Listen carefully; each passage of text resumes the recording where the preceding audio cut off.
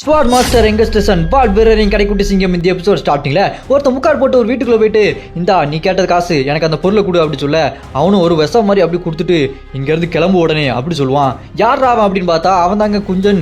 எதுக்குடா இதெல்லாம் பண்றான் அப்படின்னு பார்த்தா அந்த பக்கம் பெரிஸ் இருக்கா பாத்தீங்களா, அவ அப்படி உடம்பு சரியில்லாம சாகர நிலைமை அப்படி இருப்பா. அதை பார்த்துட்டு குஞ்சனும் நீ செத்துறாத, நீ மட்டும் தான் எனக்கு இருக்க, நீ மட்டும் தான் எனக்கு ஒரே குடும்பம் அப்படி சொல்லிட்டு அழுதுட்டு இருப்பான். அப்படியே கட்டுனா இந்த பக்கம் நம்ம ஹீரோ கிட்ட காஷ்மீர் வந்துட்டு இங்க பாருங்க ஜின் டெல்கி கிங்டம்ல பவர்ஃபுல்லான பாய்சன் ஊருக்குள்ள ஃபுல்லா வளம் வந்துட்டு இருக்கான் அப்படி சொல்லு. அது கேட்டு நம்பிக்கிறவோ அப்படியா பாய்சனா அப்படின்னா கண்டிப்பா அது கொஞ்சோண்டு பெருசா தான் இருக்கணும், நம்ம உடனே அங்க போகணும் அப்படி சொல்லிட்டு நம்ம ஹீரோ சொல்ல அப்படி கட் பண்ணா ஒரு வீட்டுக்குள்ள நம்ம ஹீரோ அங்க காஷ்மீரோட ஒய்ஃப் இவங்க 3 பேர் முக்காடு போட்டு அந்த வீட்டுக்குள்ள அப்படியே போவாங்க. யாருன்னு பார்த்தா அங்க குஞ்சன் முக்காடு போட்டு உட்காந்துட்டு இருப்பான். அவன் சொல்லுவான் பாருங்க, வாங்க ஜின் ரன் கண்டில் உங்களுக்காக தான் காத்துட்டு இருந்தேன் அப்படி சொல்ல.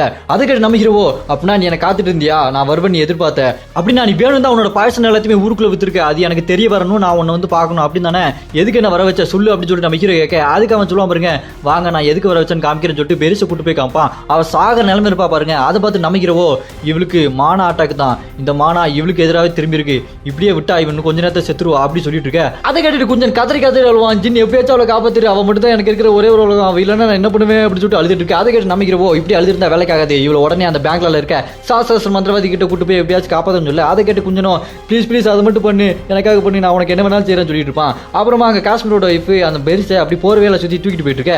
எல்லாருமே அந்த டெலிபோர்ட் இருக்க இடத்துக்கு போயிட்டு டெலிபோர்ட் பண்ணி போலான்னு பார்த்துட்டு இருப்பாங்க. அங்க போய் சேர்ந்தோன்னே நம்பிக்கிறவோ இங்க பாரு குஞ்சன் நம்மள அப்படி 3 பேர் ஃபாலோ பண்ணிட்டு இருக்காங்க, அவங்கள வச்சுட்டு நம்ம இப்போ ஒண்ணுமே பண்ண முடியாது, அவங்கள நீ எப்பயாச்சும் அவங்களுக்கே தெரியாம போட்டு தள்ளுறியா அப்படி சொல்ல.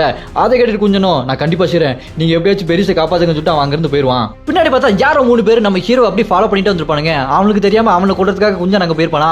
குஞ்சன் அங்க போயிட்டு இருக்க அங்க ஒருத்தன் இருப்பான். அவனும் எங்க போனாங்க, அவனை ஃபாலோ பண்ணிட்டு இருந்தேன் மிஸ் பண்ணிட்டேன் அப்படி சொல்லிட்டு முழிச்சிட்டு இருப்பான். டக்குன்னு பார்த்தா ஒரு ஸ்பைடர் வந்து கடிச்சு அவன் அப்படி செத்து போயிருவான். என்னடான்னு பார்த்தா குஞ்சன் தான் அவனுக்கே தெரியாம ஸ்பைடர் விட்டு கடிக்க வச்சு உறைஞ்சி செத்து போக வச்சிருப்பான். அப்புறமா இன்னொருத்தன் பார்த்தா புறாக்கு பிரெட் போற மாதிரி பிரெட் போட்டுட்டு நம்ம ஹீரோவை ஃபாலோ பண்ணிட்டு வந்துருப்பானா.